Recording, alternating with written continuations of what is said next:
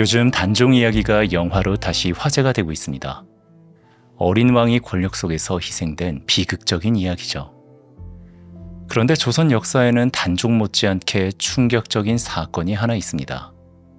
왕이 자신의 아들을 직접 죽게 만든 사건입니다. 조선의 왕세자, 사도세자. 그는 쌀을 담는 상자 뒤주 안에서 8날을 버티다 죽었습니다.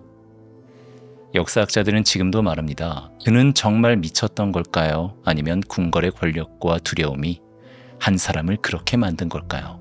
역사는 가끔 한 사람의 비극을 통해 한 시대의 모습을 보여줍니다. 안녕하세요. 그 남자의 목소리입니다. 오늘은 사도세자의 이야기를 들려드리겠습니다. 오늘 하루 힘들었던 일, 피곤했던 일은 잠시 내려두시고 좋아요 한번 눌러주시고 눈을 감고 잠에 청해보시죠. 그럼에도 불구하고 오늘 밤도 잘 자요.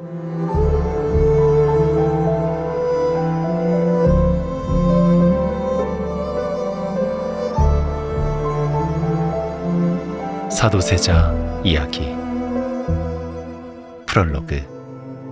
뒤주가 놓이던 밤. 밤이었다. 창덕궁 위로 달빛이 흘러가고 있었다. 궁궐의 밤은 언제나 조용했지만 그날의 침묵은 평소와는 조금 달랐다. 사람들이 잠든 것이 아니라 모두가 깨어 있었기 때문이다. 마당 한가운데 큰 나무 상자 하나가 놓여 있었다. 뒤주. 원래는 쌀을 담는 상자였다. 풍년이 들면 쌀을 가득 채워넣고 집안의 겨울을 지켜주는 물건이었다. 하지만 그날 밤, 그 상자는 다른 이유로 궁궐에 놓여 있었다. 조선의 왕, 영조가 서 있었다. 등불이 바람에 흔들렸고 왕의 얼굴에도 그 빛이 흔들렸다. 잠시 후 멀리서 발걸음 소리가 들렸다. 사람들이 길을 비켰다. 그리고 한 남자가 걸어왔다. 조선의 왕세자, 사도세자였다. 그의 얼굴에는 이상할 만큼 평온한 기색이 떠 있었다. 마치 이미 모든 것을 알고 있는 사람처럼. 왕과 세자가 서로를 바라보았다. 두 사람 사이에는 많은 말이 오갔던 세월이 있었지만 그 순간에는 아무 말도 필요하지 않았다. 영조의 입이 천천히 열렸다. 그리고 조용히 말했다. 세자를 뒤주에 넣어라. 그 말은 조선 역사에서 가장 비극적인 명령이 되었다. 1장. 왕의 아들. 사도세자의 이름은 이선. 그는 1735년 한겨울의 궁궐에서 태어났다. 아버지는 조선의 왕 영조. 영조에게 아들은 단순한 자식이 아니었다. 왕조의 미래였다. 어린 이선은 총명한 아이였다.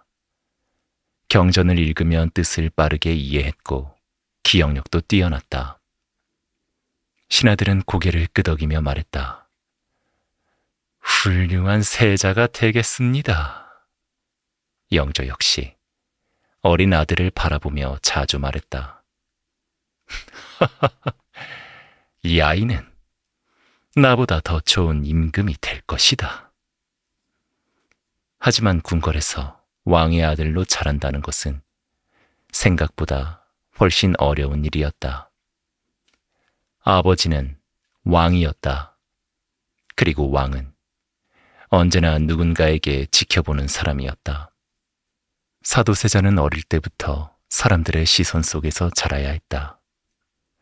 걸음걸이 하나, 말 한마디, 심지어 웃는 모습까지도 누군가에게 평가되는 곳이 바로 궁궐이었다. 처음에는 그저 조심하려 했다.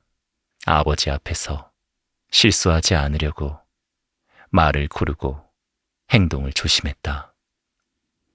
하지만 시간이 지나면서 그의 마음속에는 다른 감정이 자라기 시작했다. 조심이 아니라 두려움이었다.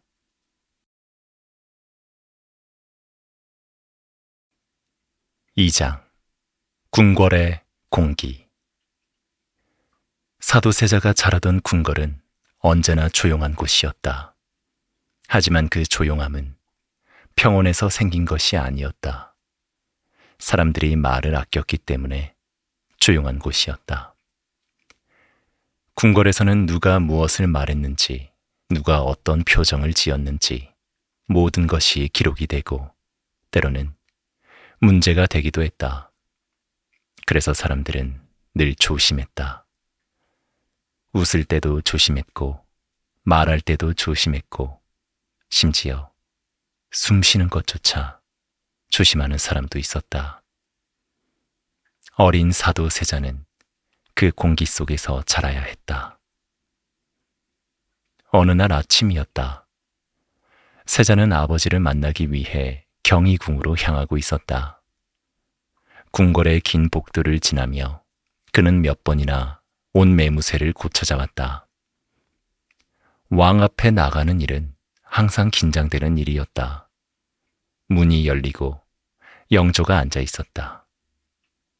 왕의 얼굴은 언제나처럼 단정했고 눈빛은 차분했다.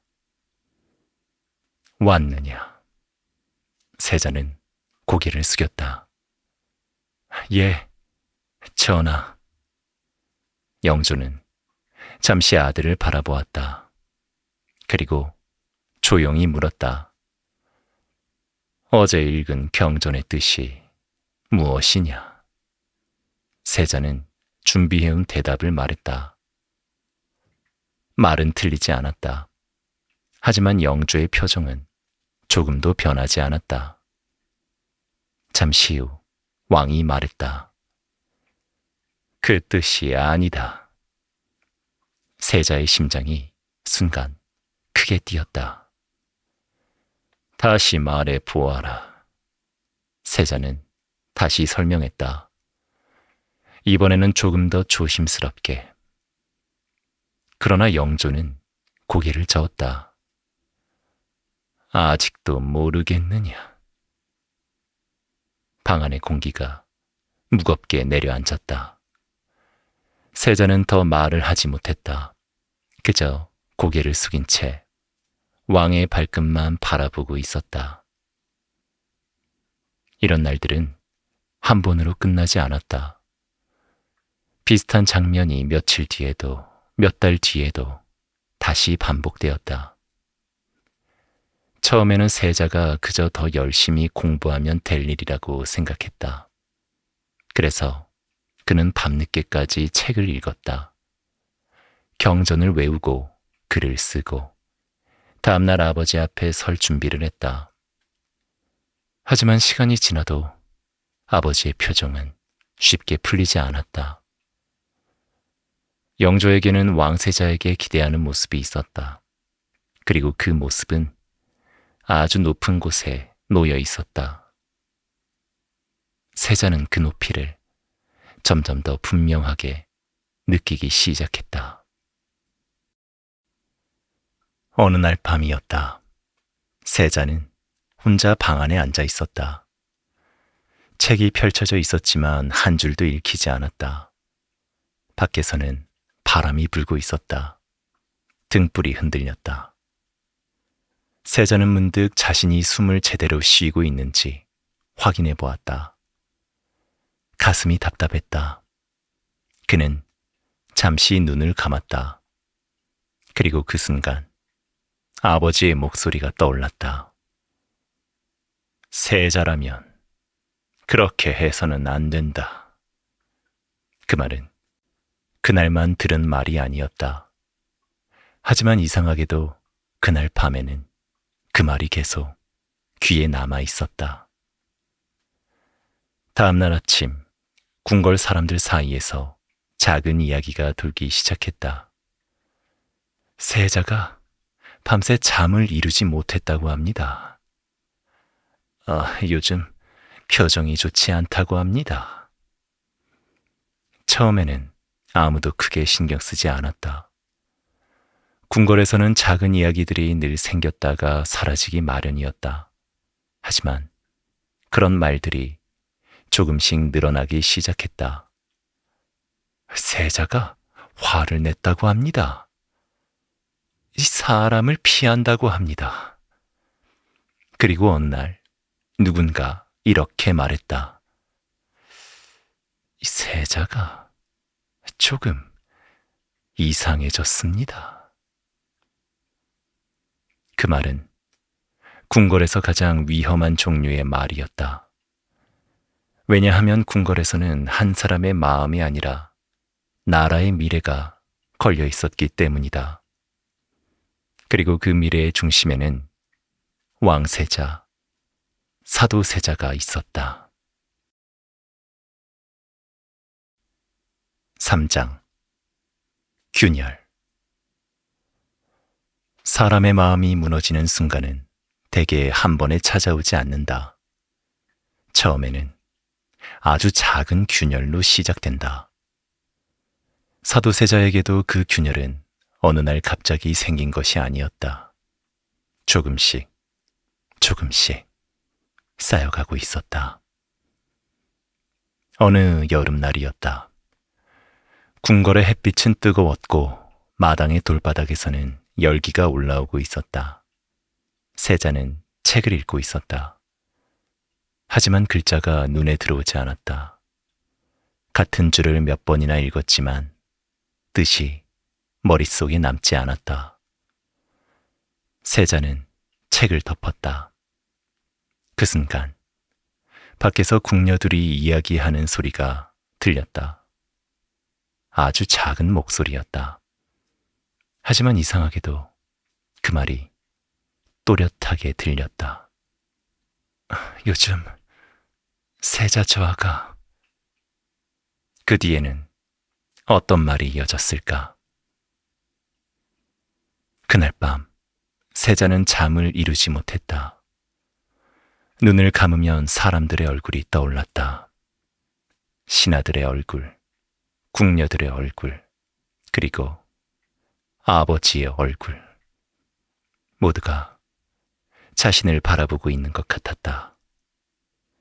세자는 갑자기 자리에서 일어났다. 숨이 막히는 것 같았다. 방 안의 공기가 너무 무거웠다. 문을 열고 밖으로 나왔다. 밤이었다. 궁궐은 조용했다. 하지만 그 조용함이 세자에게는 오히려 더 견디기 어려웠다. 마치 누군가 어둠 속에서 자신을 바라보고 있는 것처럼 느껴졌기 때문이다. 며칠 뒤였다. 세자는 옷을 입으려고 했다. 하지만 손이 멈췄다. 옷의 끈이 이상하게 느껴졌다. 목을 조르는 것 같았다. 세자는 갑자기 숨이 가빠졌다. 손을 떼었다. 잠시 후 다시 시도했다. 하지만 이번에는 옷감이 피부에 닿는 느낌이 견딜 수 없었다. 세자는 갑자기 옷을 던져버렸다. 방 안의 궁녀들이 놀라서 서로를 바라보았다. 세자는 아무 말도 하지 않았다. 그저 벽을 바라보고 서 있었다. 이런 일들은 한 번으로 끝나지 않았다. 어느 날은 세자가 밤중에 갑자기 밖으로 나왔다. 어느 날은 사람들을 피했다. 그리고 어느 날 세자는 칼을 들었다. 그날 밤 궁궐은 이상할 만큼 조용했다. 세자는 칼을 들고 복도를 천천히 걸어갔다. 등불이 벽에 길게 그림자를 만들었다. 멀리서 궁녀 하나가 그 모습을 보았다. 그리고 그 자리에서 숨을 멈춘 것처럼 움직이지 못했다. 세자가 고개를 들었다. 두 사람의 눈이 마주쳤다. 잠시 후 궁녀는 도망치듯 달려갔다. 그날 이후 궁궐에는 새로운 소문이 퍼지기 시작했다. 세자가 칼을 들고 돌아다닌다. 소문은 빠르게 퍼졌다. 궁녀들은 밤이 되면 방문을 꼭 닫았다. 뇌관들은 세자가 지나가는 길을 피하려 했다. 사람들은 서로 눈을 마주치며 낮은 목소리로 이야기했다. 이대로 괜찮은 것일까? 세자가 왕이 되면...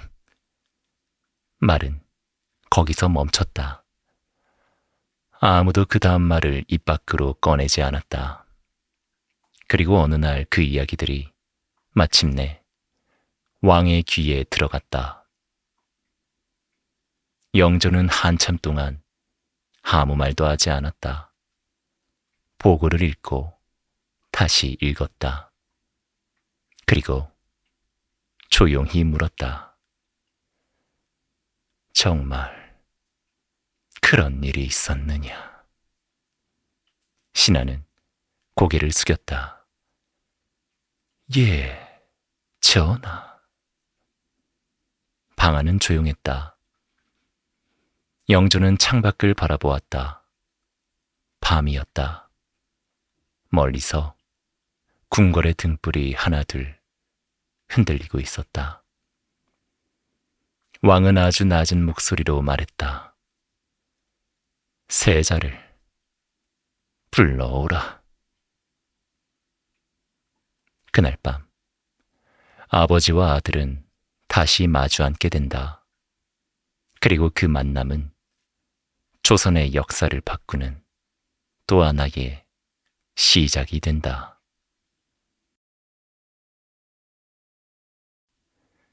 사장, 아버지와 아들. 그날 밤 사도세자는 아버지의 부름을 받고 경희궁으로 향하고 있었다. 궁궐의 복도는 길었다. 등불이 일정한 간격으로 걸려 있었고 그 불빛이 바닥 위에 길게 늘어졌다. 세자는 천천히 걸었다. 발걸음 소리만 복도에 작게 울렸다. 문 앞에 이르렀을 때 내관이 조용히 말했다. 전하께서 기다리고 계십니다. 세자는 잠시 서 있었다. 그리고 문이 열렸다. 영조는 방 안에 앉아 있었다. 등불 하나가 왕의 얼굴을 비추고 있었다.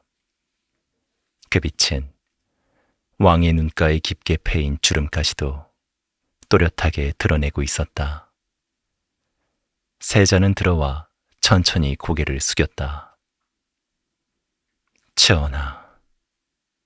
영조는 잠시 아들을 바라보았다. 아무 말도 하지 않았다. 방 안에는 등불 타는 소리만 들렸다. 잠시 후 영조가 입을 열었다. 세자. 그 목소리는 차분했지만 어딘가 무겁게 가라앉아 있었다. 요즘 궁궐에서 들리는 말들이 많다. 세자는 고개를 숙인 채 아무 말도 하지 않았다. 영조의 시선이 천천히 아들을 향했다. 사람들이 너를 두려워한다. 그 말은 조용했지만 방 안의 공기를 단단하게 만들었다. 세자의 손이 살짝 떨렸다. 하지만 그는 고개를 들지 않았다. 영조가 다시 말했다. 정말 그런 일이 있었느냐? 세자는 잠시 침묵했다. 그리고 낮은 목소리로 말했다. 없습니다. 짧은 대답이었다. 하지만 그 대답은 방 안에서 오래 머물렀다. 영조는 한참 동안 아들을 바라보고 있었다. 왕은 천천히 자리에서 일어났다. 그리고 몇 걸음 아들 쪽으로 걸어왔다. 두 사람 사이의 거리는 몇 걸음밖에 되지 않았지만 그 사이에는 수십 년의 시간이 놓여 있는 것처럼 느껴졌다. 영조가 말했다. 세자라면 사람들이 믿고 따르는 사람이 되어야 한다. 잠시 후 그는 다시 말했다. 사람들이 두려워하는 사람이 아니라. 그 말은 꾸짖음이라기보다 어딘가 슬픈 말처럼 들렸다. 세자는 그 말을 듣고 있었다. 하지만 그의 마음속에서는 다른 소리가 울리고 있었다. 사람들의 얼굴, 궁녀들의 눈빛, 그리고 아버지의 눈. 모두가 자신을 바라보고 있는 것 같았다. 세자는 갑자기 숨이 막히는 것 같은 느낌을 받았다. 방 안의 공기가 갑자기 좁아진 것 같았다. 그는 고개를 더 숙였다. 그리고 말했다. 제가 잘못했습니다. 영조의 얼굴이 순간 굳었다. 그 말은 영조가 기대한 말이 아니었다. 왕은 잠시 아무 말도 하지 않았다. 그리고 조용히 말했다. 세자는. 말이 거기서 멈췄다. 왕은 잠시 창밖을 바라보았다. 밤이었다. 궁궐의 등불들이 멀리서 흔들리고 있었다. 그리고 다시 말했다.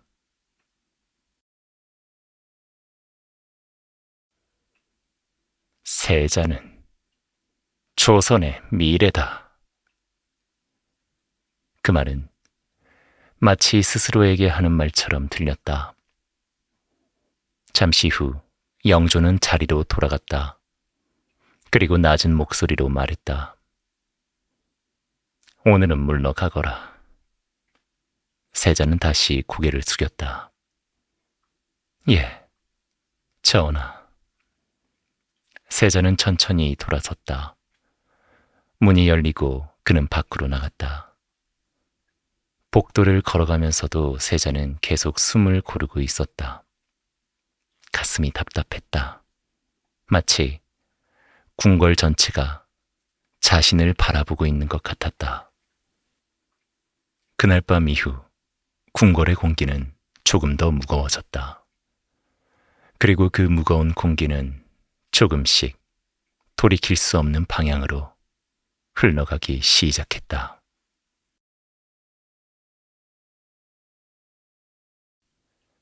(5장) 대신들의 보고. 다음 날 아침, 궁궐은 평소와 다르지 않아 보였다. 해가 떠오르고 내관들이 분주하게 움직였고 신하들은 조정으로 향하고 있었다. 하지만 궁궐 안의 공기는 어딘가 달라져 있었다. 사람들이 말을 할 때 조금 더 낮은 목소리를 사용하고 있었기 때문이다. 마치 누군가에게 들릴까봐 조심하는 것처럼. 그날 아침 영조는 경희궁에서 대신들을 만났다. 신하들이 차례로 들어와 자리에 앉았다. 방 안에는 무거운 침묵이 흐르고 있었다. 아무도 먼저 입을 열지 않았다. 하지만 모두가 같은 이야기를 하고 싶어 한다는 것을 알고 있었다. 마침내 한 대신이 조심스럽게 입을 열었다. 전하. 그는 잠시 말을 멈췄다. 왕의 표정을 살피고 있었다. 그리고 조심스럽게 말을 이었다. 요즘 궁궐 안에서 왕세자 저하에 대한 말들이 많이 돌고 있습니다. 방 안의 공기가 더 무거워졌다. 영조는 아무 말도 하지 않았다. 그저 조용히 대신을 바라보고 있었다. 대신은 말을 이어갔다. 궁녀들과 내관들이 두려워하고 있다고 합니다. 잠시 후 다른 대신이 말을 보탰다. 어젯밤에도 세자저하께서 칼을 들고 궁궐을 돌아다니셨다는 보고가 있었습니다. 그 말이 끝나자 방안이 조용해졌다. 모든 시선이 왕을 향하고 있었다. 영조는 한동안 아무 말도 하지 않았다. 그저 손에 들고 있던 문서를 천천히 내려놓았다. 그리고 낮은 목소리로 물었다. 그래서 그 한마디에 대신들은 서로를 바라보았다. 왕은 다시 말했다. 그래서 너희들이 무엇을 말하고 싶은 것이냐? 그 질문은 조용했지만 방안을 긴장시키기에 충분했다. 잠시 후 가장 나이가 많은 대신이 천천히 말했다. 전하. 그의 목소리는 조심스러웠다. 세자는 장차 조선을 이끌어갈 뿐입니다. 영조는 그 말을 가만히 듣고 있었다. 대신이 말을 이었다. 그러나 지금과 같은 일이 계속된다면. 그는 잠시 말을 멈췄다. 그리고 결국 그 말을 꺼냈다. 나라가 크게 흔들릴까 두렵습니다. 그 말은 방 안에 오래 남았다. 아무도 더 말을 하지 않았다. 영조는 창밖을 바라보고 있었다. 아침 햇빛이 궁궐의 지붕 위에 떨어지고 있었다. 잠시 후 왕이 입을 열었다.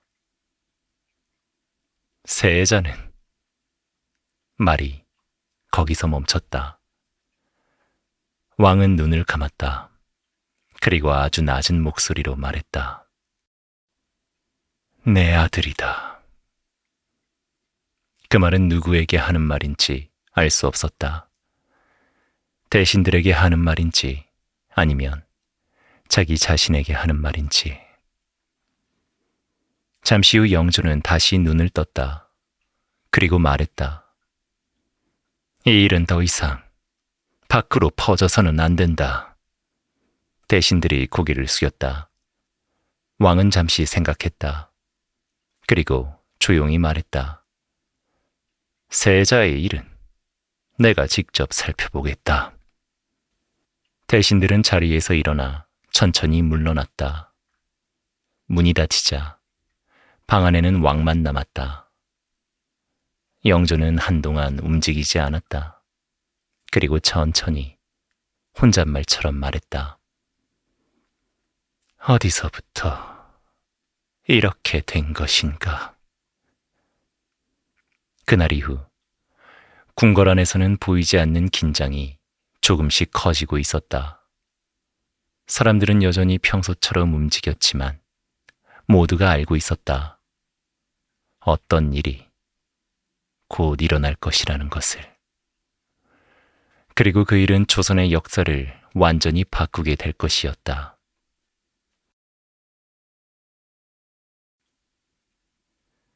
(6장) 왕의 밤.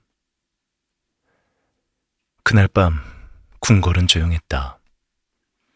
낮 동안 분주하게 움직이던 사람들의 발걸음도 하나둘 사라졌고 복도에 걸린 등불만 작게 흔들리고 있었다. 경희궁 깊숙한 곳, 영조는 홀로 앉아 있었다. 책이 펼쳐져 있었지만 그는 읽고 있지 않았다.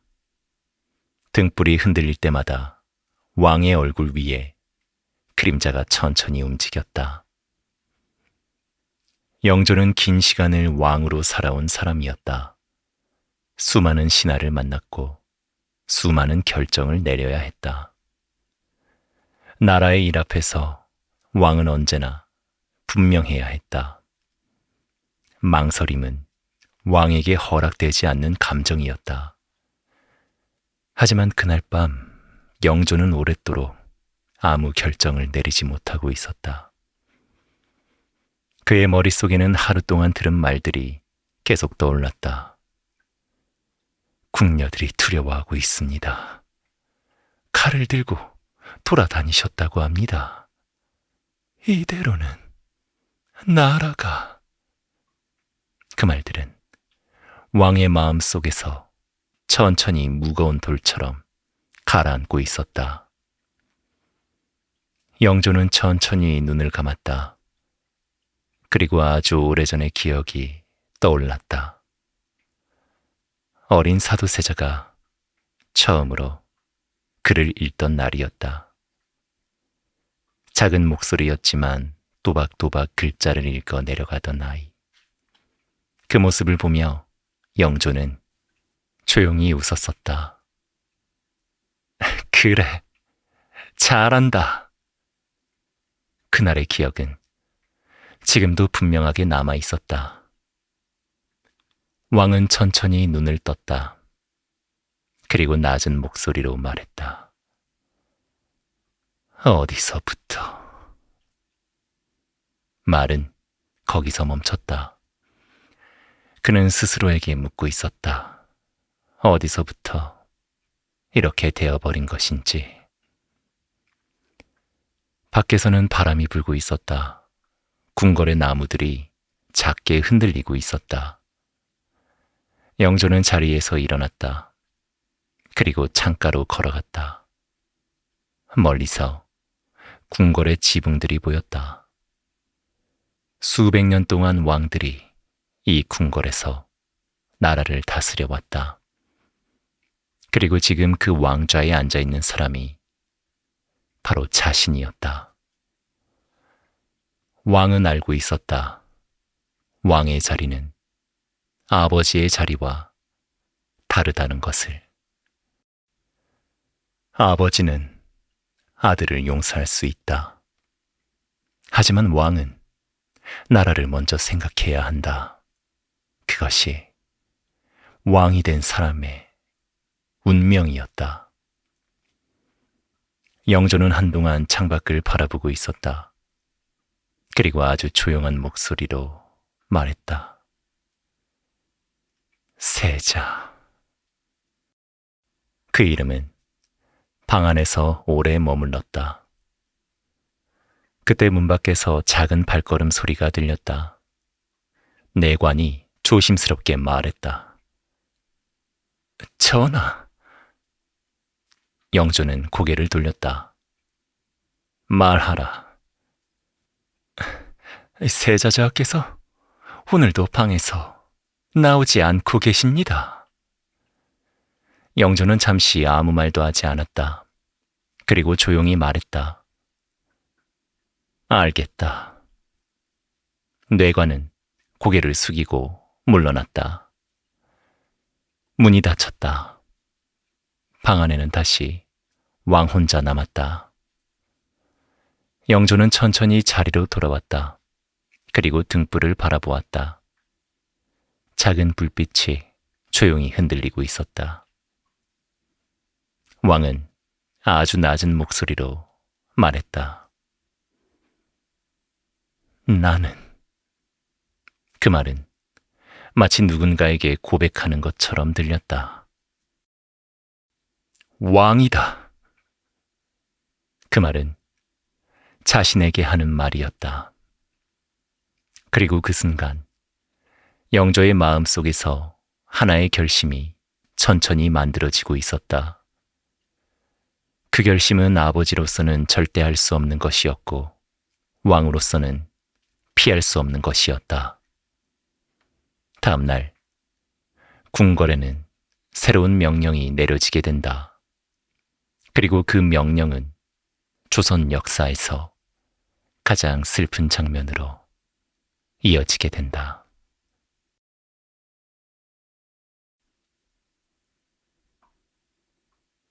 (7장) 뒤주.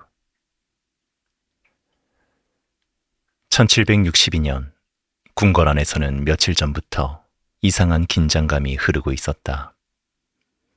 사람들은 평소처럼 움직이고 있었지만 누구도 큰 목소리로 말하지 않았다. 마치 무언가를 기다리고 있는 것처럼. 그날 아침 영조는 대신들을 불렀다. 신하들이 차례로 들어와 자리에 앉았다. 방 안에는 말이 거의 없었다. 잠시 후 왕이 입을 열었다. 세자의 일을 더 이상 미룰 수 없다. 그 말은 짧았지만 모두가 그 뜻을 이해하고 있었다. 그날 오후 세자는 부름을 받았다. 궁궐 마당에는 이미 많은 사람들이 모여 있었다. 대신들, 내관들, 그리고 군사들까지.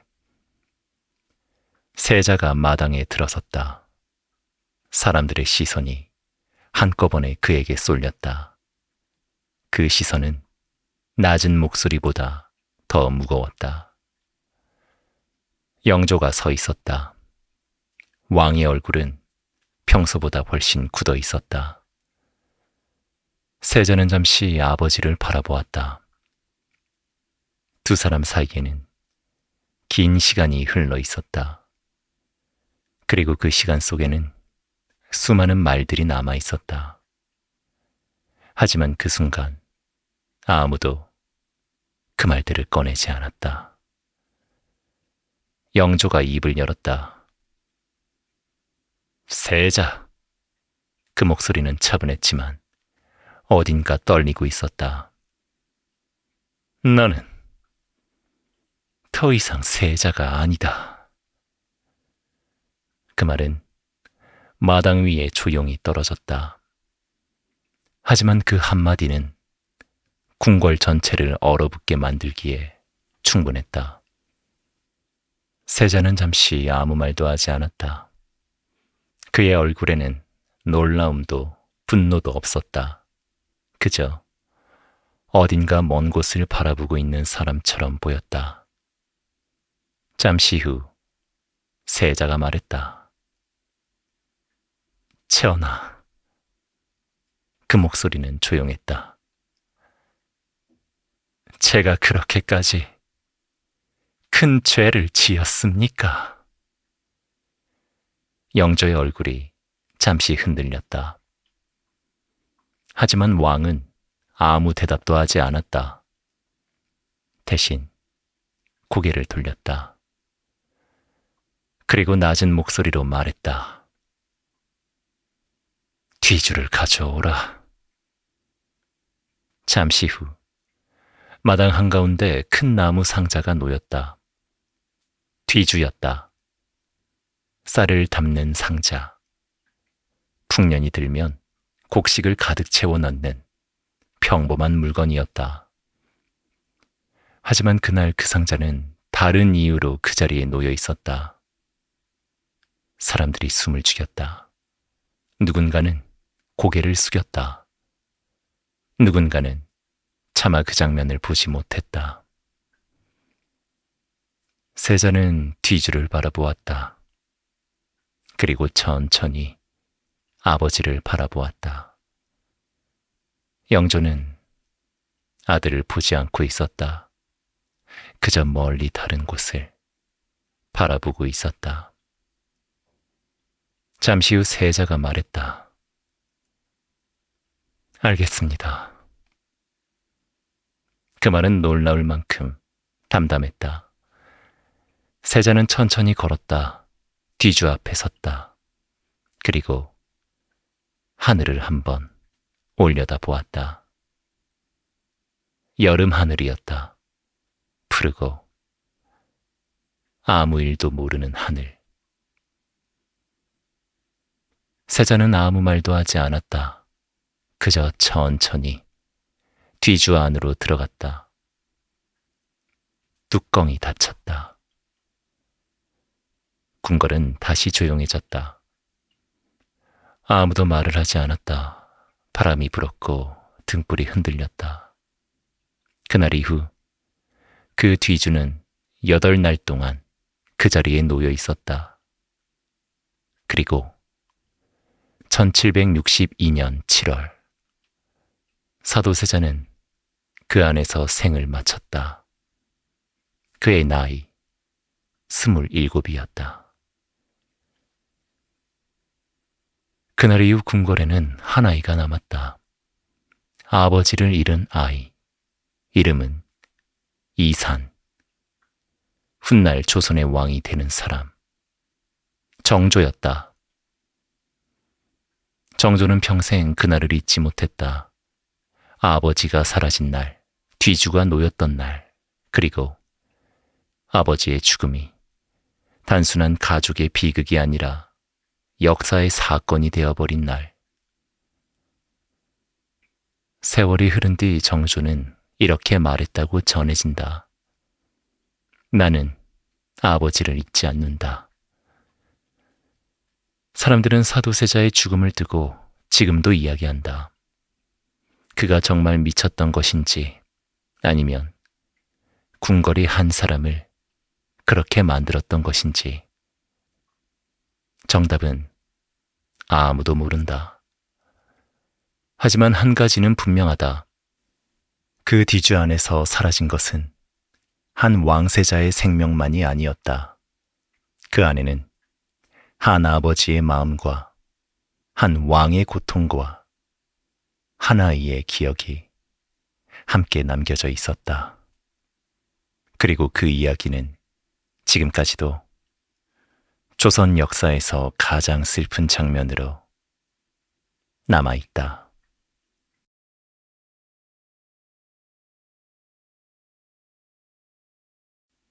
사도세자 이야기. 프롤로그. 뒤주가 놓이던 밤. 밤이었다.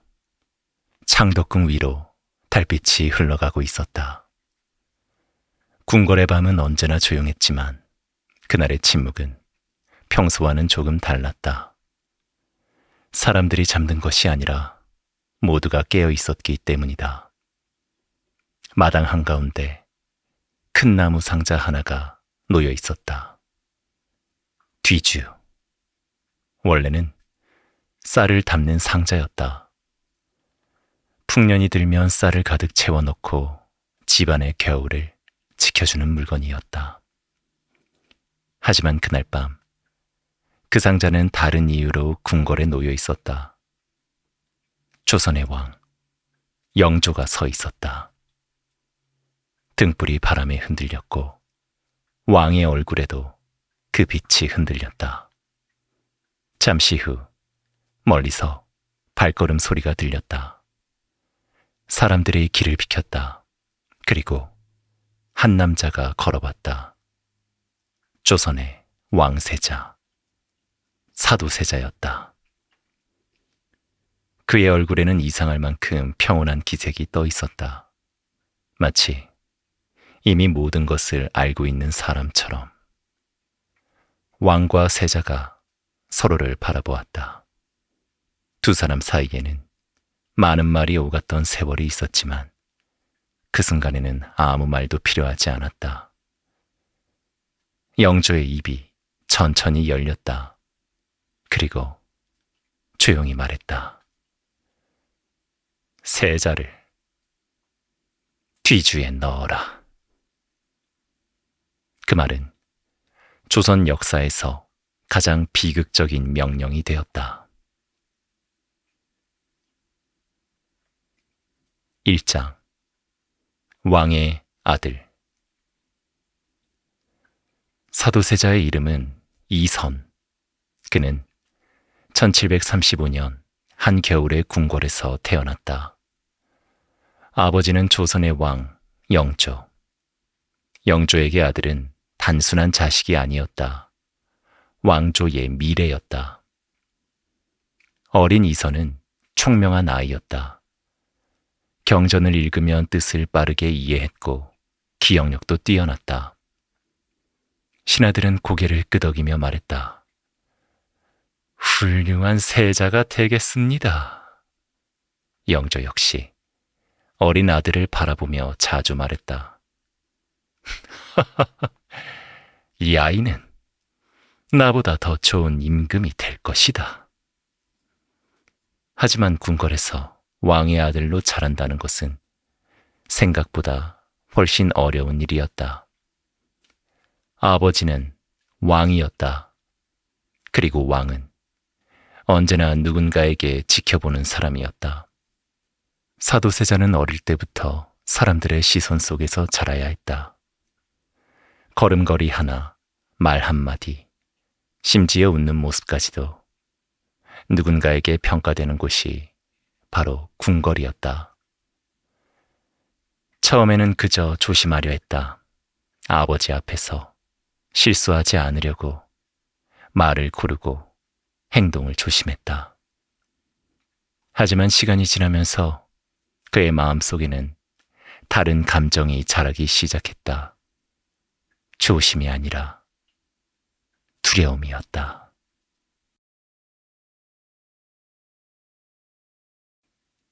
(2장) 궁궐의 공기. 사도세자가 자라던 궁궐은 언제나 조용한 곳이었다. 하지만 그 조용함은 평온에서 생긴 것이 아니었다. 사람들이 말을 아꼈기 때문에 조용한 곳이었다. 궁궐에서는 누가 무엇을 말했는지, 누가 어떤 표정을 지었는지 모든 것이 기록이 되고 때로는 문제가 되기도 했다. 그래서 사람들은 늘 조심했다. 웃을 때도 조심했고 말할 때도 조심했고 심지어 숨 쉬는 것조차 조심하는 사람도 있었다. 어린 사도세자는 그 공기 속에서 자라야 했다. 어느 날 아침이었다. 세자는 아버지를 만나기 위해 경희궁으로 향하고 있었다.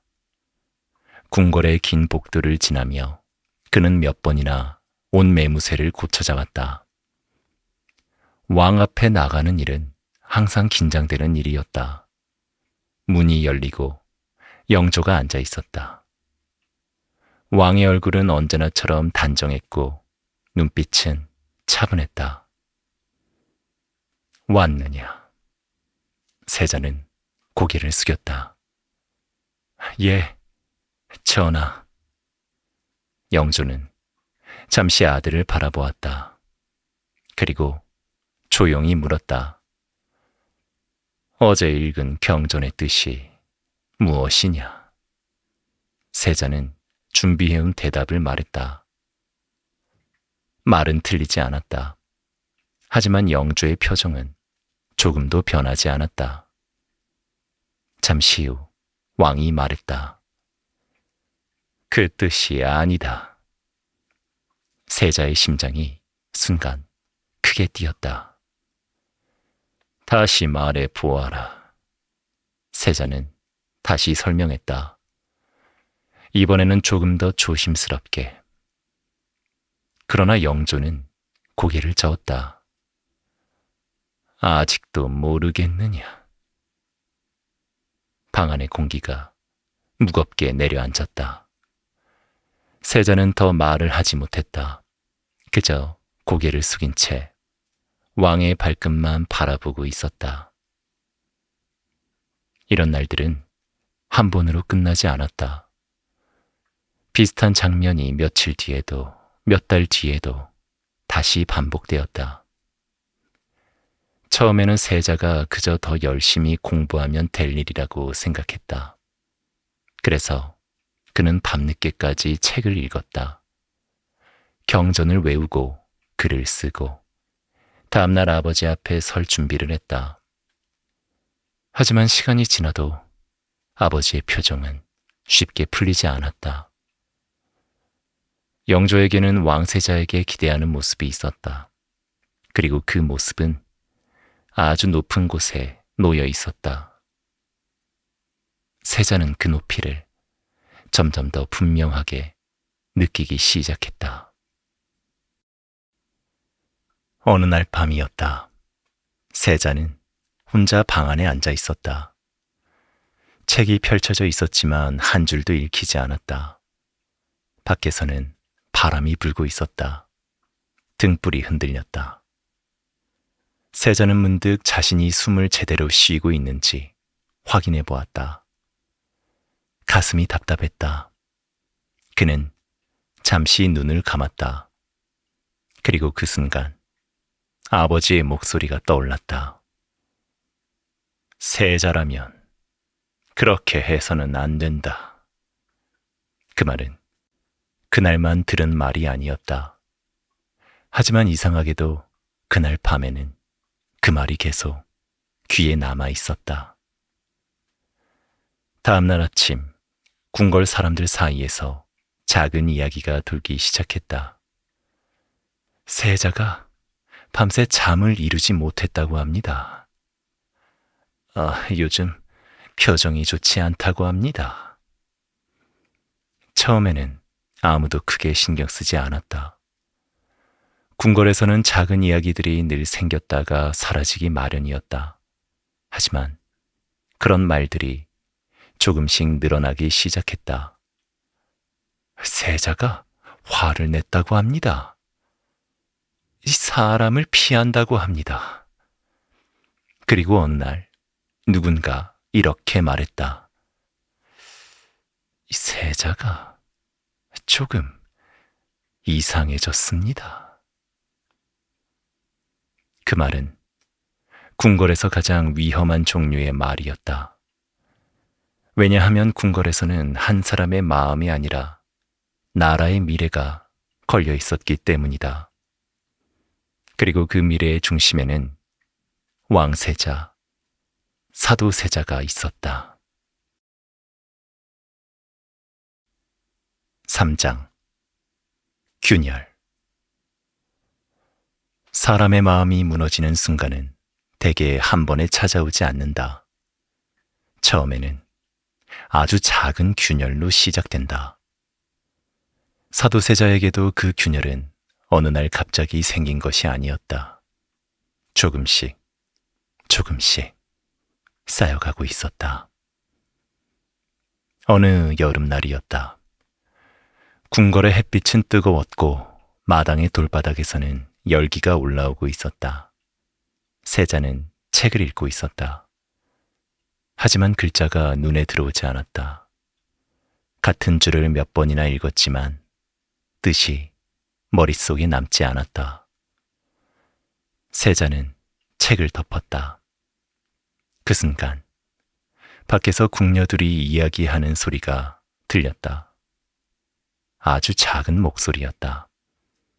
하지만 이상하게도 그 말이 또렷하게 들렸다. 요즘 세자 저하가. 그 뒤에는 어떤 말이 이어졌을까? 그날 밤 세자는 잠을 이루지 못했다. 눈을 감으면 사람들의 얼굴이 떠올랐다. 신하들의 얼굴, 궁녀들의 얼굴, 그리고 아버지의 얼굴. 모두가 자신을 바라보고 있는 것 같았다. 세자는 갑자기 자리에서 일어났다. 숨이 막히는 것 같았다. 방 안의 공기가 너무 무거웠다. 문을 열고 밖으로 나왔다. 밤이었다. 궁궐은 조용했다. 하지만 그 조용함이 세자에게는 오히려 더 견디기 어려웠다. 마치 누군가 어둠 속에서 자신을 바라보고 있는 것처럼 느껴졌기 때문이다. 며칠 뒤였다. 세자는 옷을 입으려고 했다. 하지만 손이 멈췄다. 옷의 끈이 이상하게 느껴졌다. 목을 조르는 것 같았다. 세자는 갑자기 숨이 가빠졌다. 손을 떼었다. 잠시 후 다시 시도했다. 하지만 이번에는 옷감이 피부에 닿는 느낌이 견딜 수 없었다. 세자는 갑자기 옷을 던져버렸다. 방 안의 궁녀들이 놀라서 서로를 바라보았다. 세자는 아무 말도 하지 않았다. 그저 벽을 바라보고 서 있었다. 이런 일들은 한 번으로 끝나지 않았다. 어느 날은 세자가 밤중에 갑자기 밖으로 나왔다. 어느 날은 사람들을 피했다. 그리고 어느 날 세자는 칼을 들었다. 그날 밤 궁궐은 이상할 만큼 조용했다. 세자는 칼을 들고 복도를 천천히 걸어갔다. 등불이 벽에 길게 그림자를 만들었다. 멀리서 궁녀 하나가 그 모습을 보았다. 그리고 그 자리에서 숨을 멈춘 것처럼 움직이지 못했다. 세자가 고개를 들었다. 두 사람의 눈이 마주쳤다. 잠시 후 궁녀는 도망치듯 달려갔다.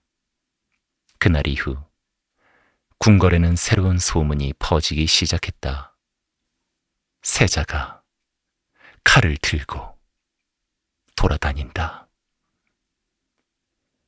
소문은 빠르게 퍼졌다. 궁녀들은 밤이 되면 방문을 꼭 닫았다.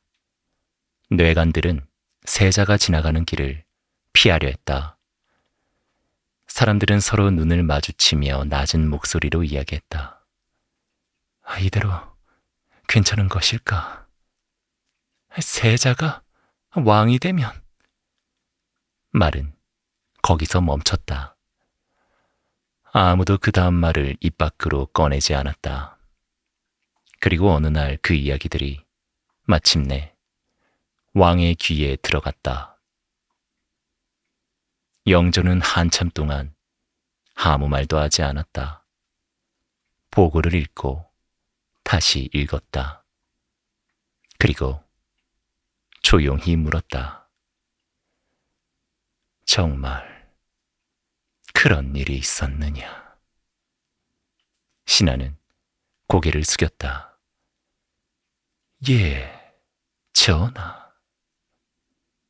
방 안은 조용했다. 영조는 창밖을 바라보았다. 밤이었다. 멀리서 궁궐의 등불이 하나둘 흔들리고 있었다. 왕은 아주 낮은 목소리로 말했다. 세자를 불러오라. 그날 밤 아버지와 아들은 다시 마주 앉게 된다. 그리고 그 만남은 조선의 역사를 바꾸는 또 하나의 시작이 된다.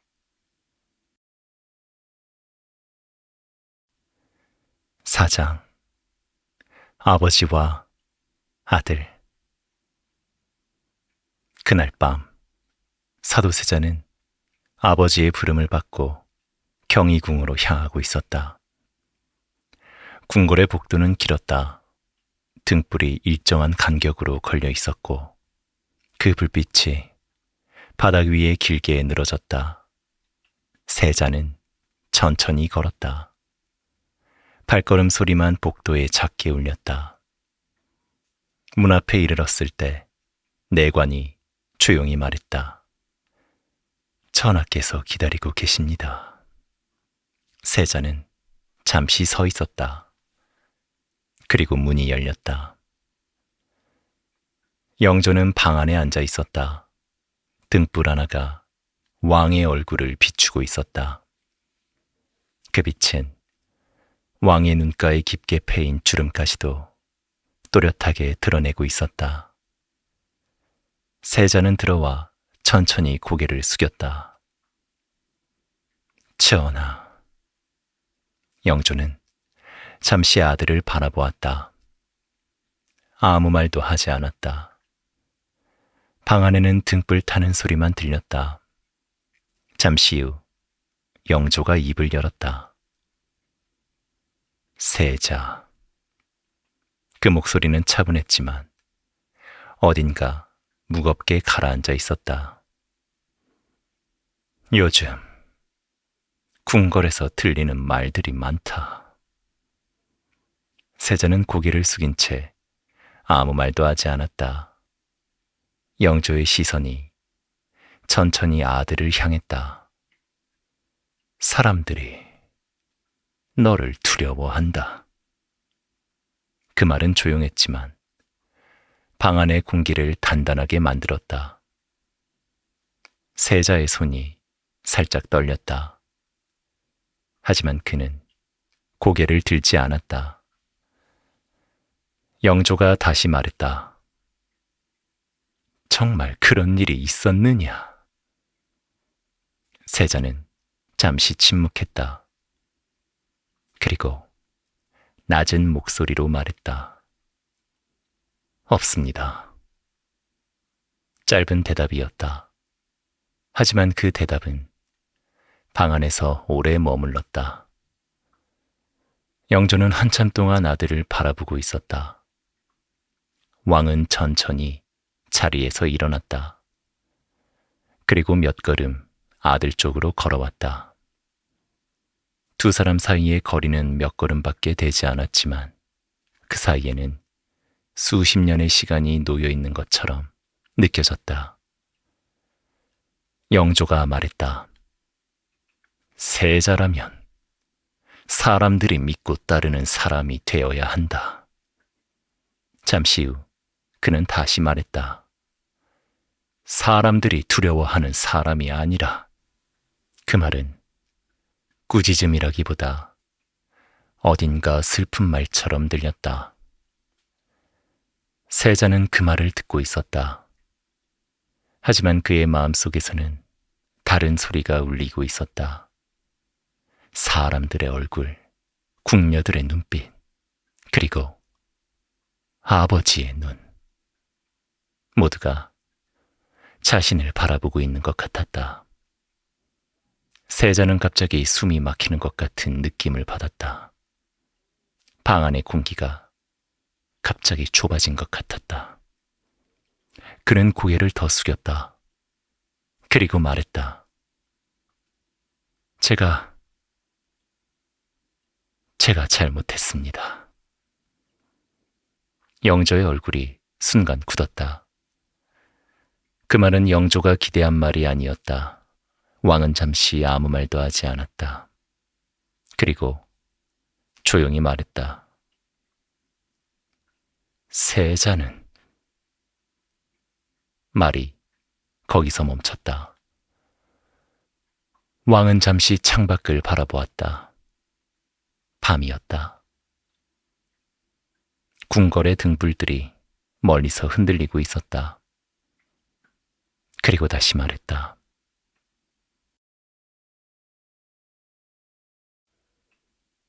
세자는 조선의 미래다. 그 말은 마치 스스로에게 하는 말처럼 들렸다. 잠시 후 영조는 자리로 돌아갔다. 그리고 낮은 목소리로 말했다. 오늘은 물러가거라. 세자는 다시 고개를 숙였다. 예, 전하. 세자는 천천히 돌아섰다. 문이 열리고 그는 밖으로 나갔다. 복도를 걸어가면서도 세자는 계속 숨을 고르고 있었다. 가슴이 답답했다. 마치 궁궐 전체가 자신을 바라보고 있는 것 같았다. 그날 밤 이후 궁궐의 공기는 조금 더 무거워졌다. 그리고 그 무거운 공기는 조금씩 돌이킬 수 없는 방향으로 흘러가기 시작했다.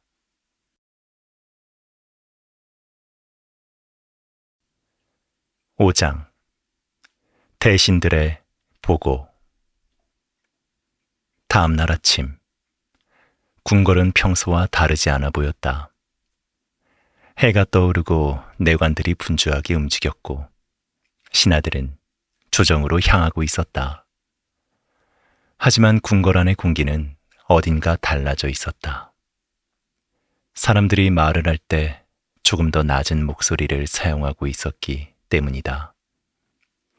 마치 누군가에게 들릴까봐 조심하는 것처럼.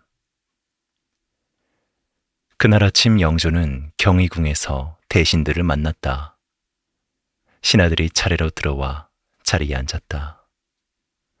방 안에는 무거운 침묵이 흐르고 있었다. 아무도 먼저 입을 열지 않았다. 하지만 모두가 같은 이야기를 하고 싶어 한다는 것을 알고 있었다. 마침내 한 대신이 조심스럽게 입을 열었다. 전하. 그는 잠시 말을 멈췄다. 왕의 표정을 살피고 있었다. 그리고 조심스럽게 말을 이었다. 요즘 궁궐 안에서 왕세자 저하에 대한 말들이 많이 돌고 있습니다. 방 안의 공기가 더 무거워졌다. 영조는 아무 말도 하지 않았다. 그저 조용히 대신을 바라보고 있었다. 대신은 말을 이어갔다. 궁녀들과 내관들이 두려워하고 있다고 합니다. 잠시 후 다른 대신이 말을 보탰다. 어젯밤에도 세자저하께서 칼을 들고 궁궐을 돌아다니셨다는 보고가 있었습니다. 그 말이 끝나자 방 안이 조용해졌다. 모든 시선이 왕을 향하고 있었다. 영조는 한동안 아무 말도 하지 않았다. 그저 손에 들고 있던 문서를 천천히 내려놓았다. 그리고 낮은 목소리로 물었다. 그래서 그 한마디에 대신들은 서로를 바라보았다. 왕은 다시 말했다. 그래서 너희들이 무엇을 말하고 싶은 것이냐? 그 질문은 조용했지만 방안을 긴장시키기에 충분했다. 잠시 후 가장 나이가 많은 대신이 천천히 말했다. 전하.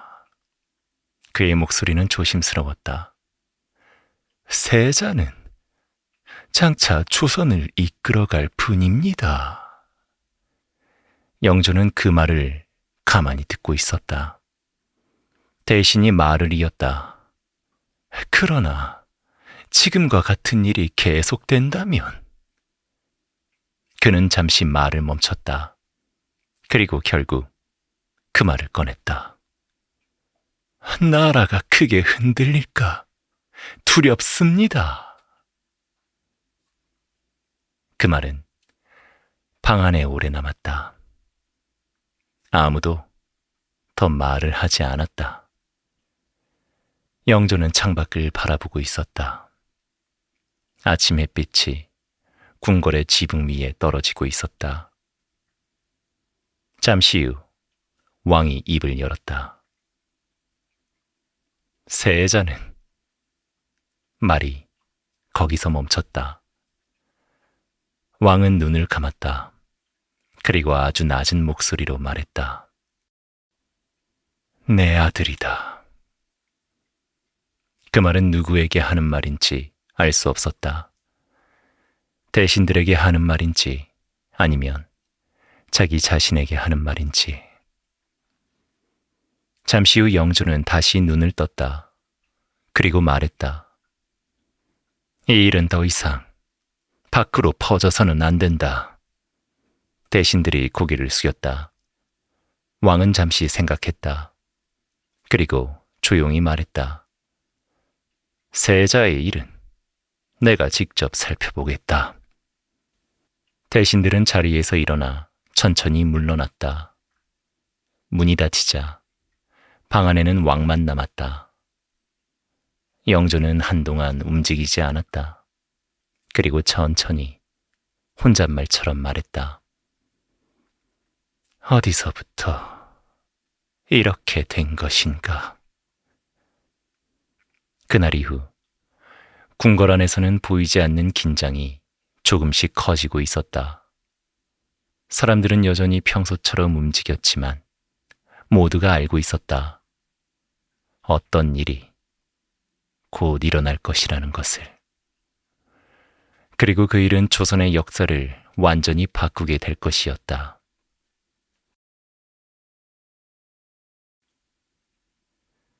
(6장) 왕의 밤.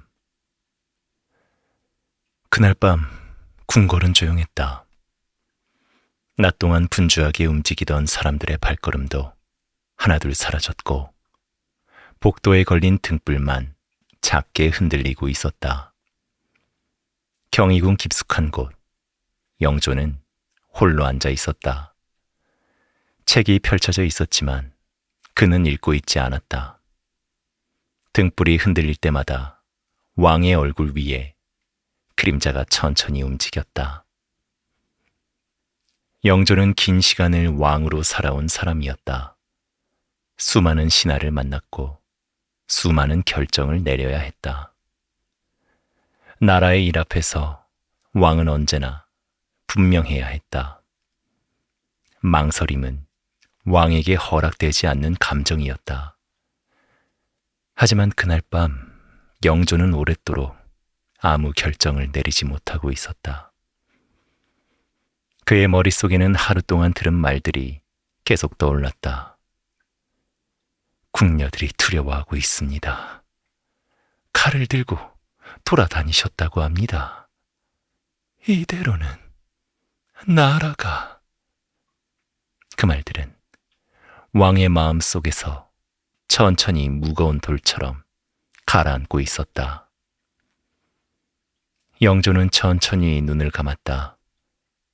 그리고 아주 오래전의 기억이 떠올랐다. 어린 사도세자가 처음으로 글을 읽던 날이었다. 작은 목소리였지만 또박또박 글자를 읽어 내려가던 아이. 그 모습을 보며 영조는 조용히 웃었었다. 그래, 잘한다. 그날의 기억은 지금도 분명하게 남아 있었다. 왕은 천천히 눈을 떴다. 그리고 낮은 목소리로 말했다.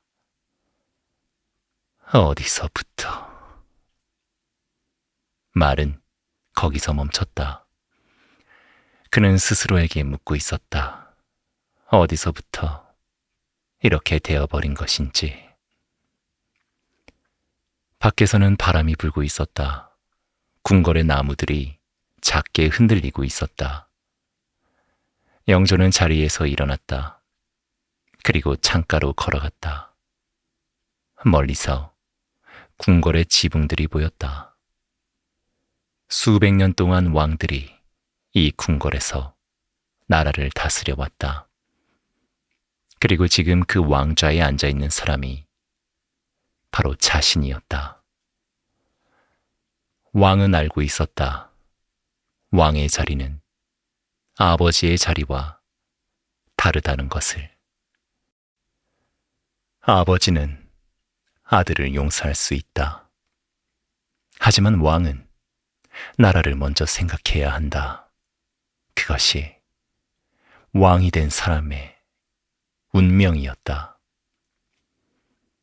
영조는 한동안 창밖을 바라보고 있었다. 그리고 아주 조용한 목소리로 말했다. 세자. 그 이름은 방 안에서 오래 머물렀다. 그때 문 밖에서 작은 발걸음 소리가 들렸다. 내관이 조심스럽게 말했다. 전하. 영조는 고개를 돌렸다. 말하라. 세자자께서 오늘도 방에서 나오지 않고 계십니다. 영조는 잠시 아무 말도 하지 않았다. 그리고 조용히 말했다. 알겠다. 뇌관은 고개를 숙이고 물러났다. 문이 닫혔다. 방 안에는 다시 왕 혼자 남았다. 영조는 천천히 자리로 돌아왔다. 그리고 등불을 바라보았다. 작은 불빛이 조용히 흔들리고 있었다. 왕은 아주 낮은 목소리로 말했다. 나는. 그 말은 마치 누군가에게 고백하는 것처럼 들렸다. 왕이다. 그 말은 자신에게 하는 말이었다. 그리고 그 순간 영조의 마음 속에서 하나의 결심이 천천히 만들어지고 있었다. 그 결심은 아버지로서는 절대 할 수 없는 것이었고 왕으로서는 피할 수 없는 것이었다. 다음 날 궁궐에는 새로운 명령이 내려지게 된다. 그리고 그 명령은 조선 역사에서 가장 슬픈 장면으로 이어지게 된다.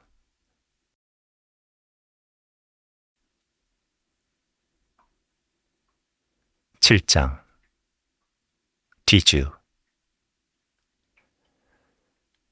1762년 궁궐 안에서는 며칠 전부터 이상한 긴장감이 흐르고 있었다.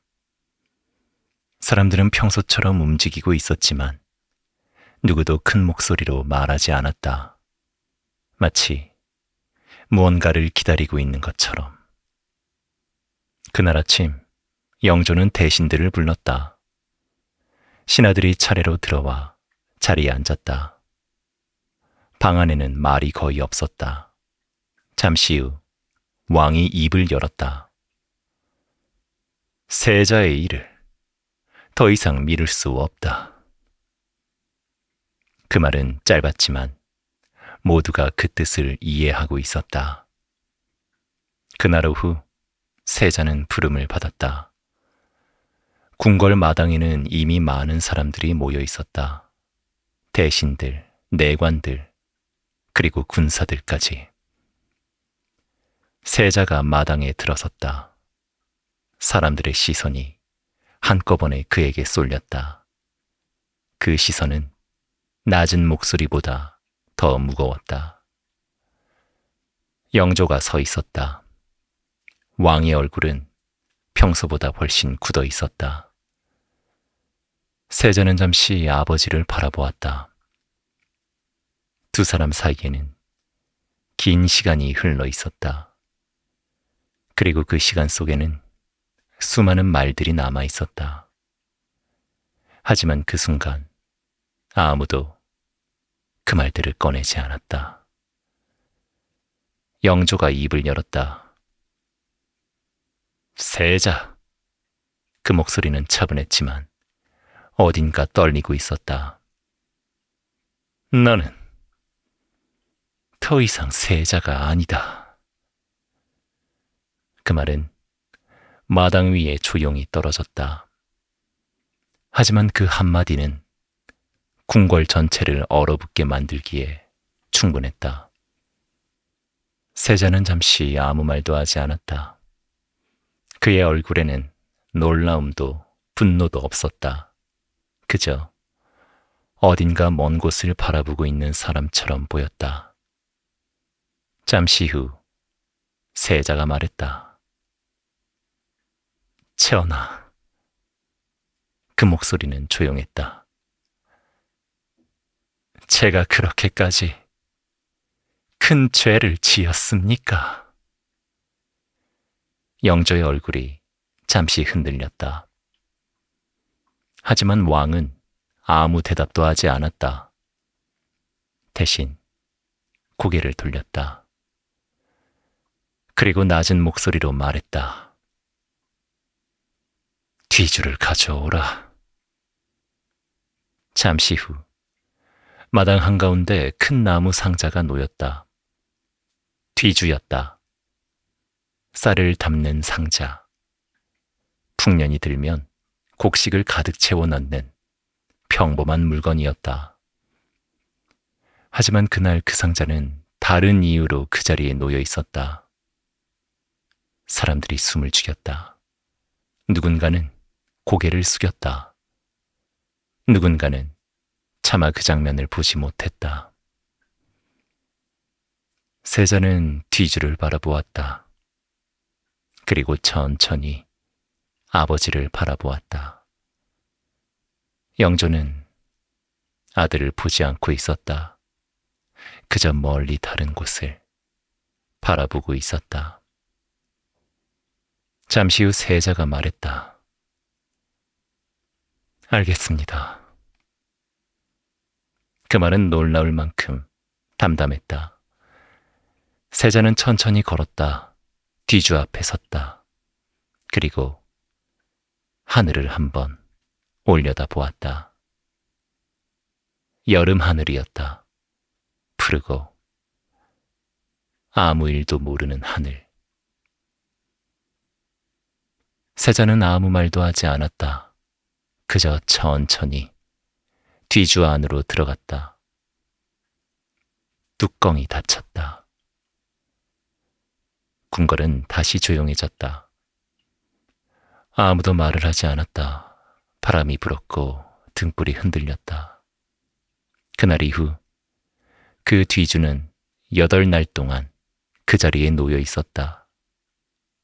그리고 1762년 7월 사도세자는 그 안에서 생을 마쳤다. 그의 나이 27이었다. 그날 이후 궁궐에는 한 아이가 남았다. 아버지를 잃은 아이. 이름은 이산. 훗날 조선의 왕이 되는 사람. 정조였다. 정조는 평생 그날을 잊지 못했다. 아버지가 사라진 날, 뒤주가 놓였던 날, 그리고 아버지의 죽음이 단순한 가족의 비극이 아니라 역사의 사건이 되어버린 날. 세월이 흐른 뒤 정조는 이렇게 말했다고 전해진다. 나는 아버지를 잊지 않는다. 사람들은 사도세자의 죽음을 두고 지금도 이야기한다. 그가 정말 미쳤던 것인지 아니면 궁궐이 한 사람을 그렇게 만들었던 것인지. 정답은 아무도 모른다. 하지만 한 가지는 분명하다. 그 뒤주 안에서 사라진 것은 한 왕세자의 생명만이 아니었다. 그 안에는 한 아버지의 마음과 한 왕의 고통과 한 아이의 기억이 함께 남겨져 있었다. 그리고 그 이야기는 지금까지도 조선 역사에서 가장 슬픈 장면으로 남아있다.